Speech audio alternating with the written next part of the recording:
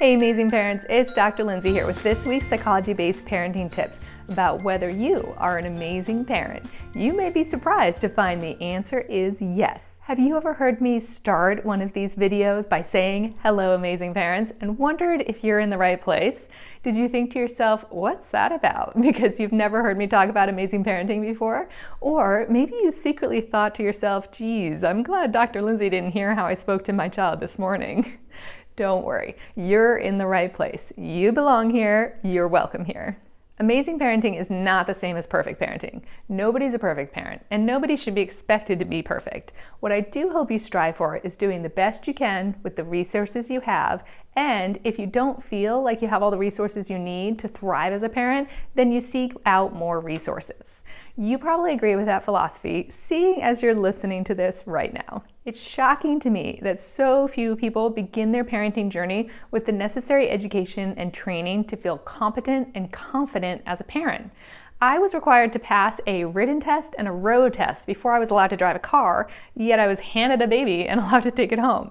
Nobody asked if I felt competent caring for that child, tested me on important facts about developmental milestones, inquired about my parenting philosophy, or came to my home to be sure I was set up for success in caring for that baby. How wild is that? I am 100% in favor of parents seeking training and support to guide them on their parenting journey. I'm so glad that you found me and that you trust me to help you navigate the challenging adventure called parenting. Even the best parents have their ups and downs and need support and advice from time to time. When I was thinking about recording this episode, I was reminded of my dear group of friends from my final year of graduate school. There are 7 of us in total, all clinical psychologists, and between us, we have a surprisingly large number of 22 children.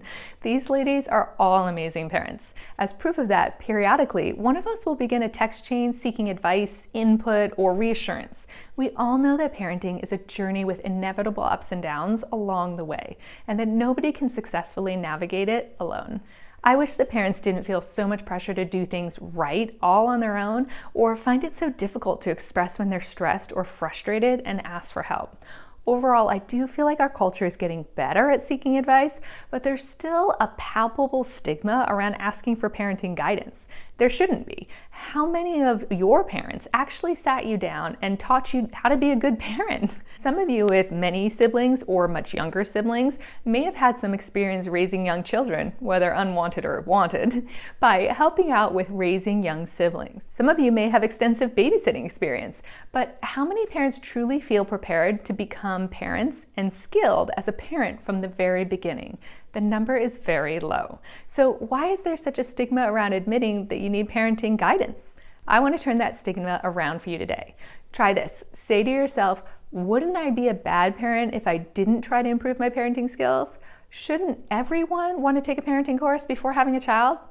Free yourself from self-criticism and negative self-judgment. Embrace the idea of learning more about parenting and striving to feel more competent as a parent.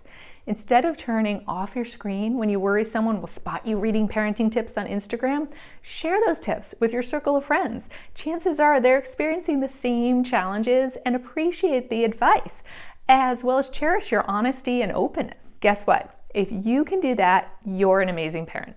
Amazing parents, in my book, get intentional about their parenting. They actually take the time to think about how they parent their children. They set goals for themselves as parents. They're constantly problem solving and being thoughtful about what strategies are working well for their kids and which might need some tweaking, or what's working well for one child but not the other. And when they feel like they don't know how to solve a parenting problem, they seek guidance. They learn new skills, and so they have more resources to work with. Remember earlier when I said that what I do hope you strive for is doing the best you can with the resources you have? The more resources you have, the better you can feel about your parenting practice. Whether it's watching my free parenting tips, downloading one of my free resources, taking one of my free workshops, or signing up for one of my online courses, you can get empowered with more knowledge to help feel more competent and capable in your parenting practice. I'm here for you, and I want to equip you with a whole toolbox full of parenting tools that you can use to master any parenting situation you encounter and feel fully competent and confident. Not everybody has a pool of psychologist moms to call on whenever parenting gets tricky. I'm so grateful to have that support system, and I hope to be a source of comfort for you in that way. What I'd encourage you to do this week is catch yourself when you're having a tough parenting moment. Instead of letting any negative thoughts creep into your head, try giving yourself a pat on the back. Instead of being frustrated that you don't know how to handle the situation, look at it as an opportunity to seek advice and learn new skills. This type of thinking is called a growth mindset, a term coined by American psychologist Carol Dweck in the early 2000s.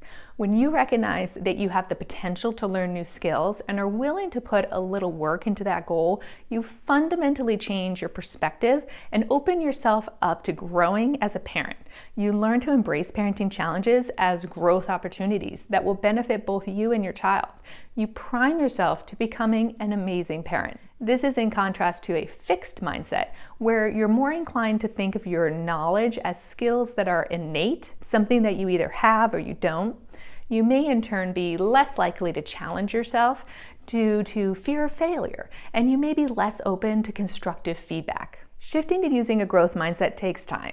Show yourself some grace as you learn to shift your perspective into a growth mindset. Future episodes will discuss how you can teach your children to use a growth mindset to help them overcome obstacles and build resilience.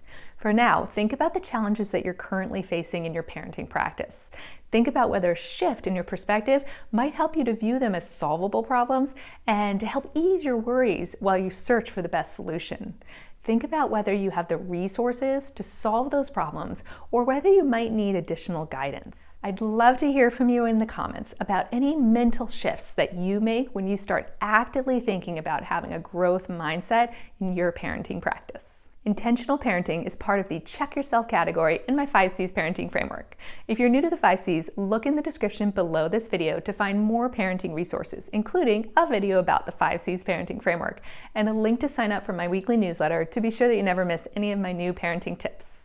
There's also another video about amazing parenting in the How to Be a Better Parent playlist on my channel page that talks about using social learning theory to help you identify amazing parenting behaviors, so be sure to check that out. I'll put the link in the video description below. Okay, amazing parents, that wraps up today's episode. Thanks for joining me to fill your parenting toolbox with psychology-based tools to feel more confident and capable in your parenting. If you found this video helpful, I invite you to give it a thumbs up and subscribe for more Parenting with Psychology tips. Join me next week to learn about my parenting philosophy and how to develop one of your own. In the meantime, check out my free resources listed below in the description. And if you're ready to take your parenting to the next level with my online courses, follow the link in the description below. And keep up the good work on your amazing parenting journey.